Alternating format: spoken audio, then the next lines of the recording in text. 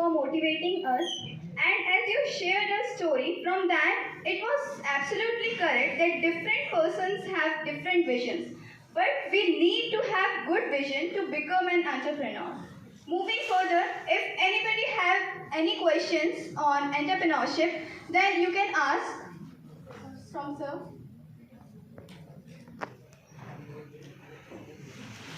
Anyone wants to question? Now, now I would like to request Shri Naresh Kumar Gupta ji to come on the dais and encourage the students and share his success story.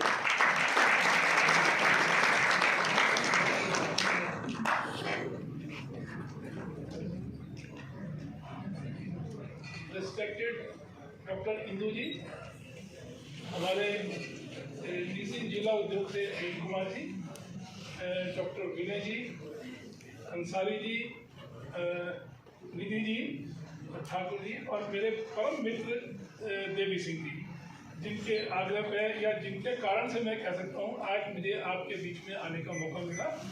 मैं आप सबका आभारी हूँ और मुझे लेकोस्टी जैसा अपना brand बनाना है या उसमें नौकरी करनी है, दोनों में यू हैव टू चूज। लेकिन मैं अपनी स्टोरी शेयर करूँगा तब आपको ध्यान आएगा कि भी हमें क्या करना चाहिए। देखिए, मैं 1976 में मैंने पीएचडी शुरू करी अपनी और 1975 में मैंने शुरू करी और 77 में मैंने एमएससी कंप्लीट करने के बाद पीएचडी शुरू करी। और हमारी एक रिटेल काउंटर है कमला नगर दिल्ली में। तो मैं जब पीएचडी शुरू करी तो शुरू करने के बाद मैं इवनिंग में अपना जितने भी लेबोरेटरीज वगैरह में काम करने के बाद या लंच में बैठने के बाद शाम के टाइम में अपने रिटेल काउंटर जो मेरे बड़े ब्रदर बैठते थे, मैं वहाँ पे घंटा आधा घंटा अपने आप को रिलैक्स करने के लिए जाता था। और वहाँ पे एक सॉफ्टवेयर बनाने वाला, उसका नाम था शिव प्रसाद शर्मा और वो कोरिया से ट्रेनिंग लेके आया था, बहुत अच्छा एक्सपर्ट था। अब जब वो दुकान पे आया, हमारी दुकान पे वो 2-2, 4-4 पीस ही बनते थे, उस समय बहुत ज़्यादा डिमांड नहीं थी सॉफ्टवेयर की, तो वो 2-2 पीस, 1-1 पीस लाता था, वो हम बेच लेते थे। तो एक दिन शाम को मैं खड़ा था तो मैंने शर्मा जी से कहा, शर्मा जी ये जो आपने टेडी बेयर बनाया है, इसके हाथ में कुछ एडिशन कर दोगे, कोई हाथ पकड़ा दोगे या कुछ कर दोगे तो और ज़्यादा ग्रेसफुल लगेगा। अब चूंकि वो कोरिया से ट्रेनिंग लेके आया था, आप साहब ने सुना होगा उस समय यहाँ पे हेनिंग टॉयज, शायद हिंदी को मालूम होगा, हेनिंग टॉयज एक मल्टीनेशनल वो एक्सपोर्ट करते थे, वो जापान कोरिया में ही बनते थे। तो वहीं से उसने ट्रेनिंग ली, हेनिंग वालों ने भेजा उनको कोरिया, वहाँ से ट्रेनिंग लेके आया था। तो कुछ समय बाद उसने अपना काम शुरू कर दिया, अपना बनाना शुरू कर दिया, जो हमारे टॉयज की दुकान पे देता था।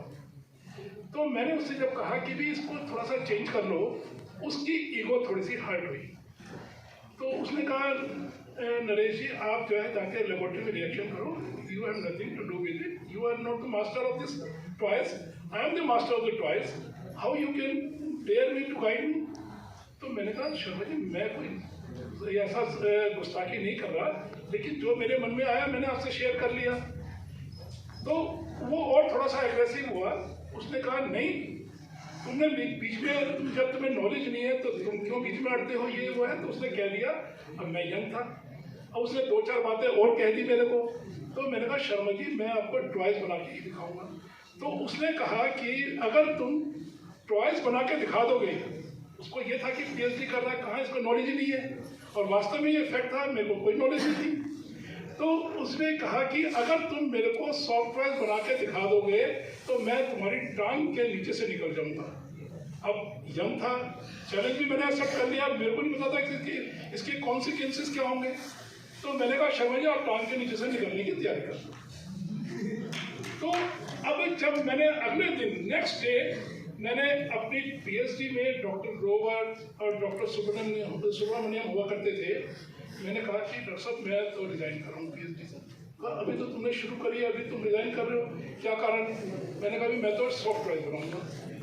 अब वो ही वॉज रियली सरप्राइज कि कहाँ पीएचडी, एमएससी करने के बाद पीएचडी कर रहा है और स्कॉलरशिप इसको मिल रहा है, उस समय 400 रुपये का स्कॉलरशिप मिला करती थी CSIR से। तुम्हें स्कॉलरशिप मिल रही है, यू हैव इतना टैलेंट है, why are you are going in this line? तो मैंने कहा सर मेरे को किसी ने चैलेंज कर दिया। 1 मिनट पकड़ना। तो उन्होंने कहा पकड़ना ही किसी ने चैलेंज करने के बाद तुम अगर अपनी लाइन से यू टर्न लोगे तो you can never be successful in your life. क्योंकि सर मैं सक्सेसफुल हूँ या ना हूँ, मेरे को चॉइस बनानी है, क्योंकि मुझे किसी को अपनी टांग के नीचे से निकालना है। अब मजाक मजाक में मैं भी कह रहा था, वो भी समझ रहे थे, सब कुछ बातें हो रही थी और प्रोफेसर भी हंसने लग गए। अब जब वो हंसने लगे मेरे को और चैलेंज मिल गया कि ये तो हंस रहे हैं, ये तो और आगे मुझे और मेहनत करनी पड़ेगी, लेकिन आई डिसाइड। और अगले दिन मैंने सोचा कि अगर मैं 2-4 दिन और सोचने का चांस लूँगा तो मैं अपनी बात से पीछे हटना पड़ेगा मेरे को। नेक्स्ट डे मेरे को मैंने कुछ पैसे लिए, एक सिलाई की मशीन खरीदी और घर में छत के ऊपर एक कमरा था छोटा सा, जो मैं कह सकता हूँ कि ज़्यादा 6x6 का होगा, वहाँ पे सिलाई की मशीन ली। सिलाई की मशीन फिर मैंने सोचा कि मैं कुछ भी ध्यान कर रहा हूँ, एंटरप्रेन्योर बनने के लिए कितनी विल पावर, कितना कॉन्फिडेंस चाहिए। तो मैंने मशीन ली, मशीन चलानी सीखी। पिताजी के आंख में पानी आ गए कि बेटे तू पीएचडी कर रहा है, यहाँ पे सिलाई चला रहा है, सारी खुद हमारी खराब हो रही है, सब क्या कहेंगे कि भी कहाँ पीएचडी कहाँ सिलाई की मशीन। मैं कहा नहीं, मेरे को पिताजी मेरे को तो यही काम करना है। सब मदर भी और सारे मेरे फ्रेंड्स भी सब ताजुब कर रहे, सिलाई की मशीन काम कर रहा है, कहाँ पीएचडी कहाँ सिलाई की मशीन।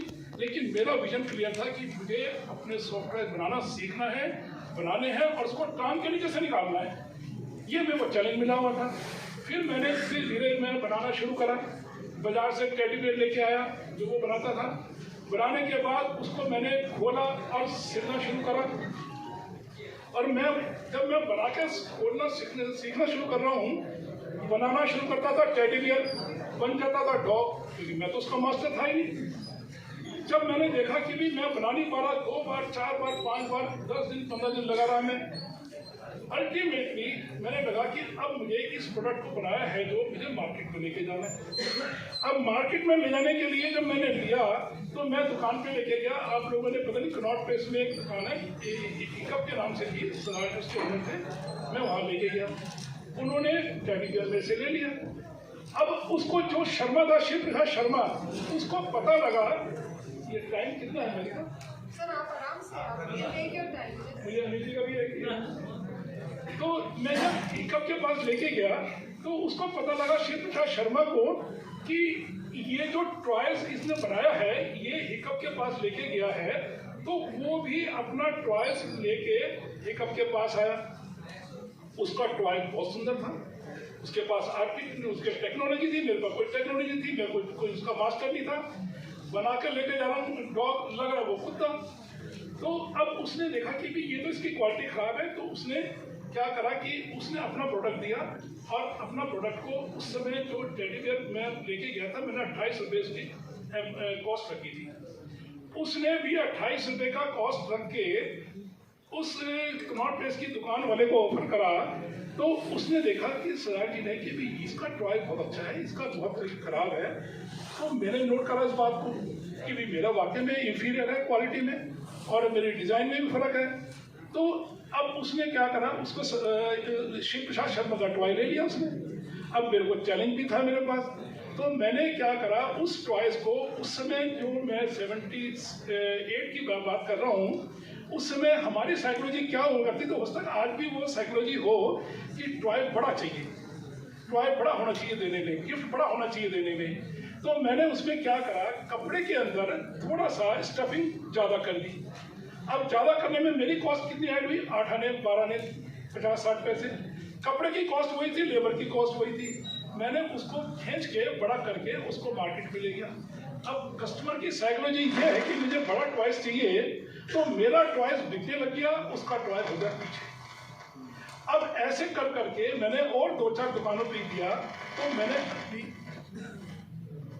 मैंने अपना टॉयस मेरा बिकना शुरू हुआ। फिर मैंने एक के बाद फिर उसके वहीं पे बाजू में शंकर मार्केट है कनॉट प्लेस में, उसके बाद धीरे धीरे आगे करके, तो उसी टाइम मेरे को एक कॉल आ गई कैलकाटा से। कैलकाटा में एक पार्क स्ट्रीट नाम की मार्केट है, अगर आप लोगों ने सुना हो कभी, तो वहाँ पे हॉबी सेंटर था। वहाँ पे 1-2 टॉयज वाले और थे जो अच्छे थे, उनके पास जो मैं टॉय बनाता था वहाँ लेके गया, और उनके पास मैंने जब टॉय दिखाया तो मेरे को अच्छे ऑर्डर मिलने शुरू हुए। तो ऐसे कर करके मैं आगे प्रोग्रेस करता चला गया। फिर मैंने देखा कि डे बाई डे कंपटीशन होगा। कंपटीशन में मुझे अपनी कॉस्ट को नीचे लाना था। जो पकड़ना ही मैं चांदनी चौक से लाता था, मैंने इसका सोर्स पता करा। और सोर्स भी कैसे पता करा, ये मैं आपको बता रहा हूँ कि भी हमें अगर जब काम के हम ठान लें तो कैसे रास्ता निकालना चाहिए।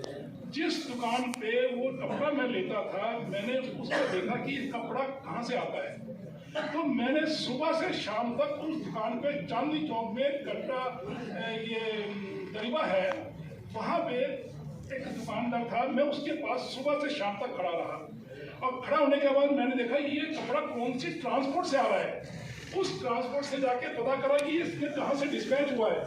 जहाँ से वो डिस्पैच हुआ था उस मिल में जाके मैंने कपड़ा लाया और उस शिव प्रसाद शर्मा के साथ कंपटीशन शुरू करा। ऐसे कर करके मैंने आज जो मेरे पास एम्प्लॉयज़ हैं वो 250 से ऊपर मेरे पास मेरी फैक्ट्री में एम्प्लॉयज़ हैं। और मैं पूरी इंडिया में पैन इंडिया मेरे 200-250 से ऊपर डिस्ट्रीब्यूटर्स हैं। एक एक डिस्ट्रीब्यूटर्स के पास लगभग 400-500 कस्टमर्स हैं।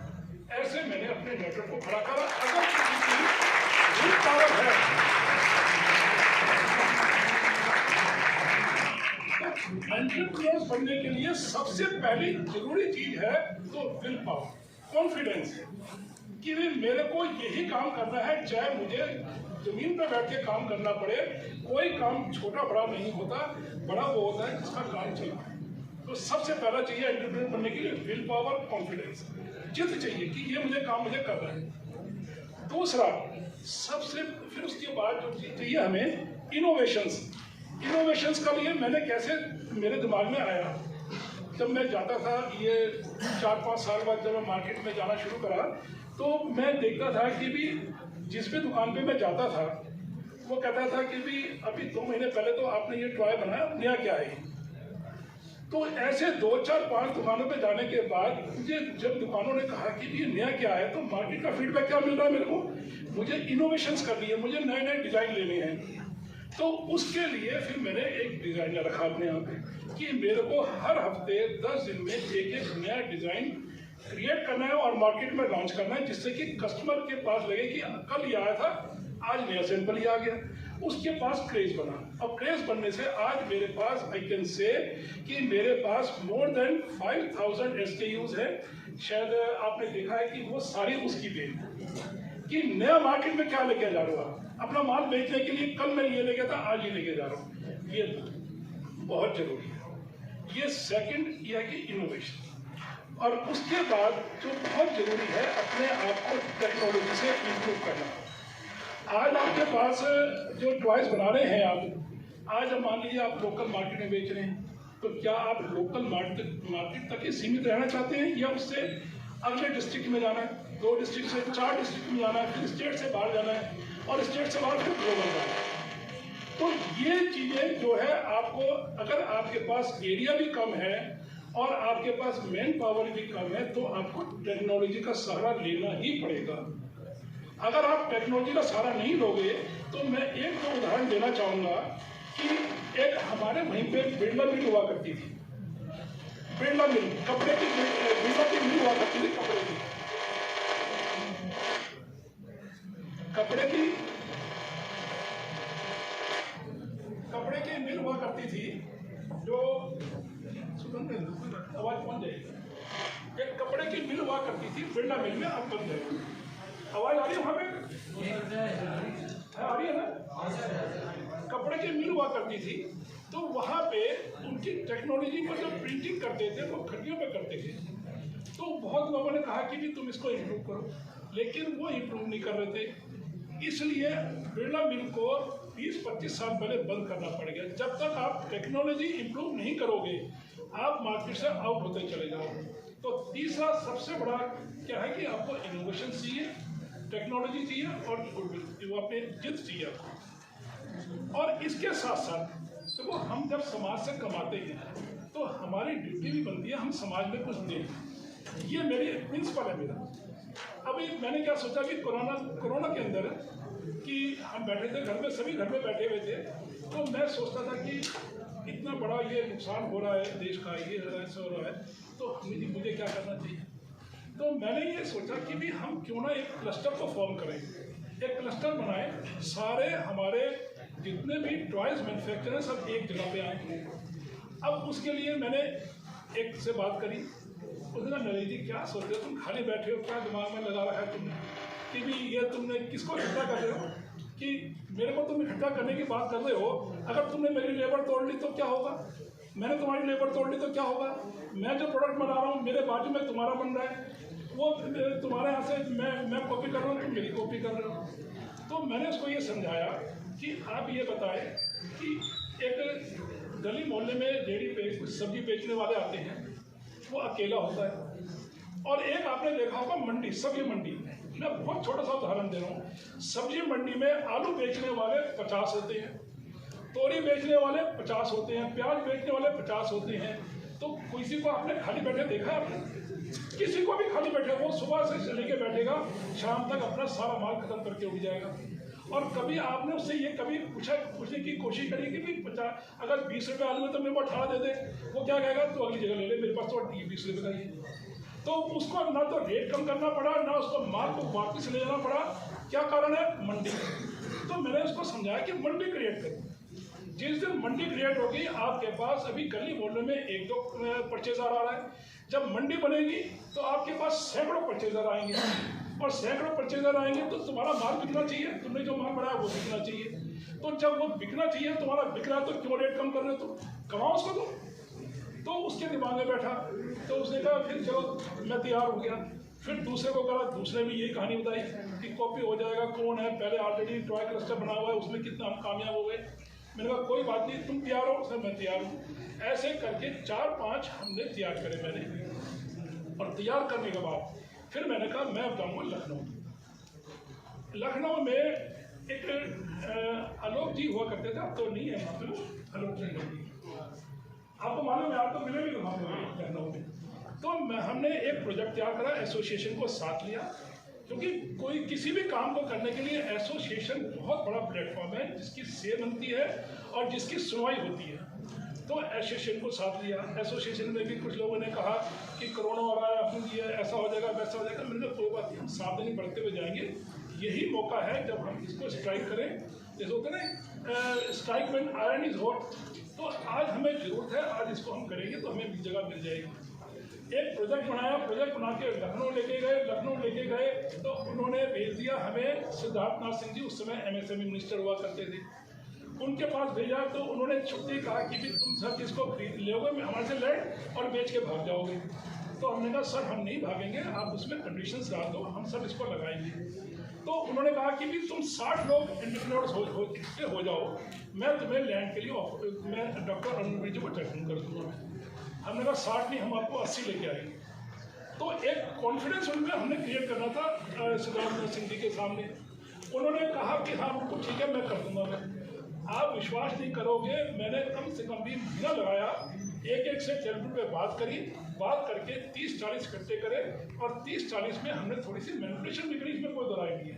मैं मान सकता हूँ कि जितने 1000 का हमने उसका 2000 लिख दिया, हमने क्रिएट करने थे। तो ऐसा करके हम लेके गए। तो तुरंत सिद्धार्थ नाथ सिंह जी ने टेलीफोन करा आलोक जी को, आलोक जी ने टेलीफोन करा डॉक्टर अरुण जी को, किसी तरह से NK गुप्ता कन्वीनर है, वो आपके पास आएंगे, आपने उनको लैंड दिखानी है, वो टॉय क्लस्टर बनाना चाहते हैं।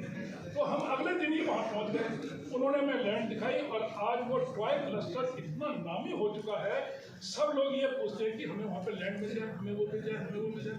लेकिन मेरे को ये भी डर था कि जैसा सिद्धार्थ नाथ सिंह जी ने कहा तुम बेच के चले जाओगे, तो मैं ही ऐसा हूँ जिसमें मैंने थोड़ा 2-4 लोगों से गालियाँ भी सुनी कि मैंने कहा कि हमारा प्रोजेक्ट फेल नहीं होना चाहिए, इसलिए इसमें कंडीशन डाल दो कि 5 साल आपने डाली हुई कंडीशन को 10 साल करो, कि 10 साल से पहले इस प्रोजेक्ट को हम बेच नहीं सकते अपनी लैंड को। तो जो जेन्युइन यूजर हैं टॉय क्लस्टर के वही यहाँ पे आएंगे। उसके साथ साथ हमने मांगा कि हमें टॉय क्लस्टर बनाएंगे, यहाँ पे स्किल सेंटर खोलेंगे, और यहाँ पे हम एक गेस्ट हाउस खोलेंगे।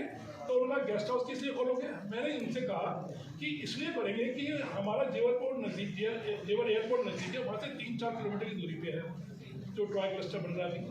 तो मैंने कहा हमारा व्यापारी चेन्नई से आएगा, एरोप्लेन में बैठेगा, सुबह चलेगा अपने घर से 8 बजे, 10:30-11 बजे यहाँ पहुँचेगा। हम उसको गेस्ट हाउस में उसको ठहराएंगे, वो 2 घंटा रेस्ट करेगा। रेस्ट करने के बाद जिस भी यहाँ पे पूरी मंडी बनी हुई है, जिस भी फैक्ट्री में जाके उसको जहाँ काम करना होगा काम करेगा। हम यहाँ पे उसको एक छोटी सी कैंटीन बनाएंगे, उसको खाना खिलाएंगे और खाना खिला के शाम को उसको कॉफ़ी पिला के एरोप्लेन में बिठा देंगे। रात तक घर पे खाना जाके अपना खाएगा। वो इतने कन्विंस हुए डॉक्टर अरुणकुल जी कि भी हाँ वास्तव में इसके मन में जो है ये काम करेगा। तो हमें उसको वो भी दिया। हमें 6000 मीटर 1 रुपये की कॉस्ट हमारे से नहीं ली जा रही ट्रायल क्लस्टर बनाने के लिए, जो हमें हमारा कॉमन फैसिलिटी सेंटर बनेगा। मैं ये ध्यान करा रहा हूँ, अगर एंटरप्रेन्योर्स बनना है तो सबसे पहले विजन क्लियर होना चाहिए, एक जिद होनी चाहिए, एक टेक्नोलॉजी होनी चाहिए और उसके साथ साथ हमारा एक उसको प्रिंसिपल्स होने चाहिए। अगर ये सब कुछ आपके साथ है तो एंटरप्रेन्योर्स बनने में आपको देर नहीं लगेगी, आपको माल बेचने में देर नहीं लगेगी और कमाई करने में देर नहीं लगेगी। बाकी जो है ना, जो अनिल जी ने बताया कि ये जो फैसिलिटी मिलती है ना, हमें इसकी तरफ भी नज़र नहीं रखनी चाहिए। हाँ, अगर अवेलेबल है तो जरूर लेनी चाहिए, लेकिन अपने दम पे लो, फिर आपको सब कुछ मिलेगा। जैसा है ना, हम खाना खाते हैं तो ये जो अचार और पापड़ मिलता है ना हमें, ये गवर्नमेंट को ये मान के चलो, गवर्नमेंट जो हमें दे रही है ये हमें ऐड होता है, उसके भरोसे मत रहो कभी। अगर हम उसके भरोसे रहेंगे तो हम फिर सोचेंगे कि ये फैसिलिटी नहीं मिली, वो फैसिलिटी हमें नहीं मिली, ये हमें दिक्कत आ रही है, फिर हम दिक्कतों को गिनते हुए चले जाएंगे और फिर हमें कामयाबी नहीं मिलेगी। इसलिए वो चीज़ें हमारी एडिक्शन है, वो हमें बूस्टर डोज मिल रही है और हम सब अपने इस प्रिंसिपल पे बने। तो कोई कारण नहीं है आप एंटरप्रेन्योर नहीं बन सकते, आप बन सकते। यही मुझे